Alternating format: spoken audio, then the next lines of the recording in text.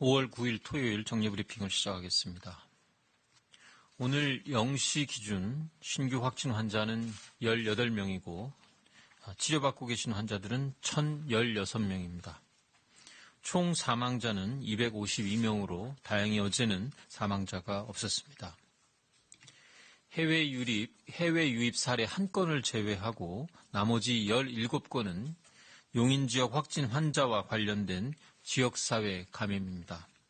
서울에서 12명, 경기도 3명, 인천, 부산에서 각각 1명의 확진 환자가 추가로 발생하였습니다. 용인시 확진 환자와 관련하여 이태원 방문자 15명을 포함해서 어제까지 총 20명이 확진 판정을 받았습니다. 방역당국은 지역사회 확산을 방지하기 위해 확진 환자가 다녀간 이태원 클럽 방문자와 추가 확진 환자들의 가족, 지인 등 접촉자를 파악하고 조사하고 있습니다.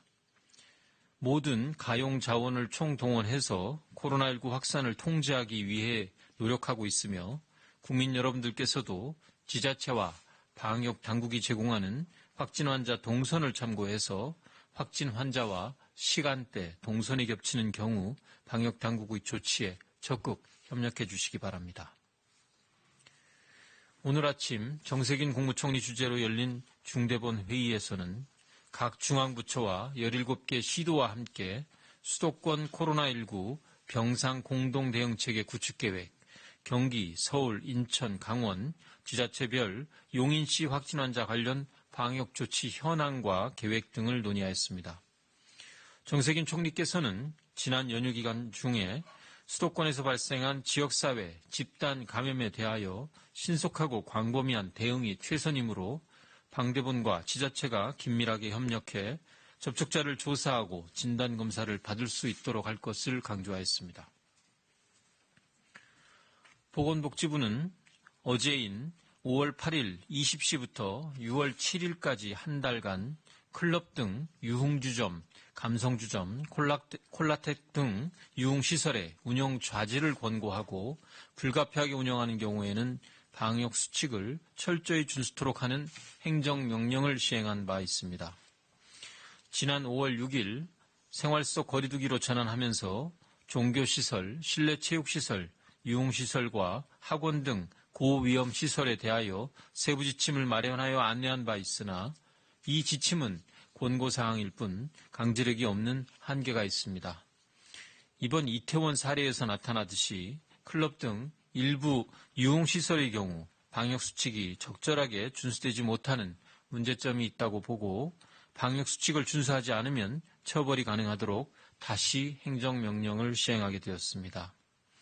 이번 행정명령에는 출입구에서 발열, 호흡기 증상 여부를 확인하고 하루 최소 2차례 이상의 시설 소독과 환기 실시 등 기존에 제시했었던 준수사항 이외에 입장 후에도 원칙적으로 마스크를 착용해야 하고 방역관리자 지정, 출입자 명단 작성 시에 신분증 확인과 같은 준수사항을 보완하였습니다. 각 지자체에서는 행정명령 시행 기간 동안 경찰청 협조를 받아 주기적으로 유흥시설의 방역수칙 준수 여부를 점검할 계획입니다. 준수사항을 지키지 않는 시설에는 지자체장이 감염병 예방법에 따라 300만 원 이하의 벌금을 부과할 수 있고 확진자가 발생할 경우에는 입원, 치료비 등 손해배상을 청구하거나 집합 금지 명령을 내릴 수 있습니다. 한 달 동안 최대한 방역수칙을 준수해서 이번과 같은 사례가 다시 발생하지 않도록 함께 노력해 주시기 바랍니다. 수도권 감염 확산에 대비하기 위한 코로나19 병상 공동대응체계 구축 계획에 대하여 설명드리겠습니다. 서울, 경기, 인천 3개 광역자치단체가 하나의 생활권을 이루고 있는 수도권의 경우에 많은 인구가 밀집되어 있고 통근이나 통학 등 주기적으로 자주 이동하는 사람이 많아 작은 감염이 폭발적 확산으로 이어질 가능성이 높습니다. 특히 한 지자체에서 감당하기 어려운 집단 감염이 발생할 경우에는 행정적 경계로 인한 의료 공백이 발생하지 않도록 인근 지자체의 자원을 활용하기 위한 수도권 병상 공동 활용 협력체계 마련이 필요한 상황입니다.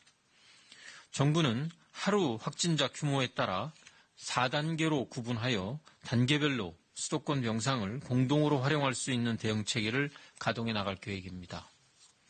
현재와 같이 하루 확진자가 100명 미만인 1단계, 2단계에서는 각 지자체별로 자체 대응하면서 거점 전담병원과 생활치료센터를 지정 운용할 계획입니다. 하루 확진자가 100명 이상 발생하는 3단계 또는 4단계로 전환될 경우에는 병상 공동 활용이 시급합니다. 이 경우에 수도권 통합 환자 분류반을 설치 운영할 계획입니다. 환자 분류반은 각 지역의 중증도별 병상 현황을 통합적으로 파악하고 지역별 한계 초과 시에는 다른 지역으로 환자를 신속하게 배정할 수 있도록 할 예정입니다. 또한 수도권 내의 다른 지역의 환자를 수용하는 협력병원과 공동생활치료센터를 지정하여 공동대응체계를 마련할 계획입니다. 긴급 상황에서 지역별로 분산된 의료자원을 효율적으로 활용하고 감염병에 대응할 수 있도록 이러한 수도권 공동대응체계 모델을 바탕으로 다른 지역 6개 권역에 대해서도 권역별 공동대응체계를 마련해 나갈 계획입니다. 바이러스는 지역, 출신, 종교 등을 구분하지 않고 누구나 우연한 사건으로 감염될 수 있습니다. 신종 감염병에 효과적으로 대응하기 위해서는 서로를 구분하고 차별하는 것이 아니라 우리가 하나의 공동체라는 사실을 잊지 말고 연대와 협력의 정신을 존중해야 합니다. 차별과 배제는 공동체 정신을 훼손할 뿐 아니라 코로나19 감염을 드러낼 수 없는 사회 분위기를 만들므로써 결국 방역을 방해하는 이러한 결과를 초래하게 됩니다. 또한 SNS나 온라인을 통하여 확진 환자의 개인정보를 유출하거나 근거 없는 소문을 퍼뜨리는 일은 환자 본인이나 주변 사람들에게 상처가 되는 것은 물론 처벌의 대상도 될 수 있으니 자제하여 주시기 바랍니다.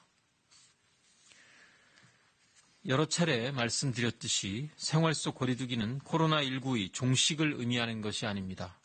생활 속 거리두기로 전환한다고 해서 우리 사회가 코로나19의 위험으로부터 안전해진 것이 아니라는 뜻입니다.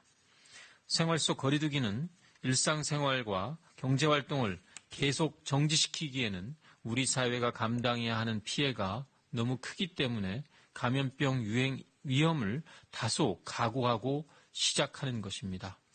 생활과 방역이 조화되는 새로운 사회 문화를 만들어가기 위해서는 국민 여러분들의 긴장과 협조가 매우 중요합니다.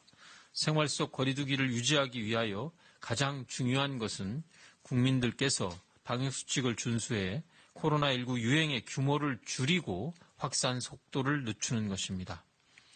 확산 속도가 느려지면 방역 당국은 다양한 감시 체계를 활용해서 신속히 감염을 발견해낼 것이며 이와 함께 신속한 역학조사와 접촉자 격리를 통해 코로나19 유행을 차단할 수 있습니다.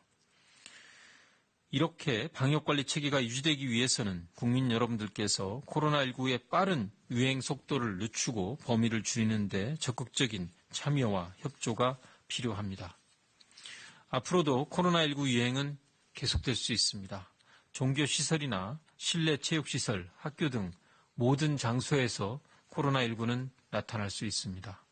이번 사례는 앞으로도 발생할 수 있는 상황을 대비할 수 있는 시험 무대가 될 것입니다.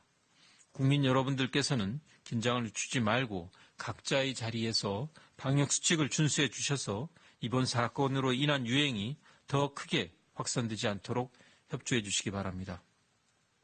다시 한번 당부드리지만 연휴 기간 중에 킹클럽이나 트렁크클럽, 퀸 등 이태원 클럽을 다녀오신 분들은 가급적 외출을 자제하고 선별진료소에서 검사를 받으시기 바랍니다. 클럽이 아니더라도 연휴 기간 중에 이태원을 방문한 분들도 주의해 주실 것을 부탁드립니다. 거리두기와 마스크 쓰기 등 생활 속 거리두기 수칙을 철저히 지켜주시고 교회, 요양병원이나 요양시설 등 다중이용시설이나 위험시설의 방문을 삼가해 주시기 바랍니다. 모든 국민들께서 생활 속 거리두기 수칙을 좀 더 철저히 지켜주실 것을 당부드립니다. 특히 다수의 사람들이 밀집하는 종교시설, 학원, 실내 체육시설 등은 경각심을 가지고 생활 속 거리두기 수칙을 잘 지켜주시고 요양병원이나 요양시설 등 고령자가 많은 취약시설들도 감염 보호에 만전을 기해 주시기 바랍니다. 지금까지처럼 국민들께서 방역당국과 힘을 합쳐 함께 노력해 나간다면 대한민국은 코로나19의 위기를 극복할 수 있을 것입니다. 감사합니다.